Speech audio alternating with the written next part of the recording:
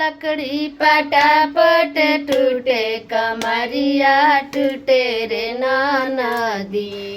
आम के लकड़ी पटापट टूटे कमरिया टूटे रे नदी। हाथवा धके बता दे रे नदी कहाँ गोदई बेगोदानावा।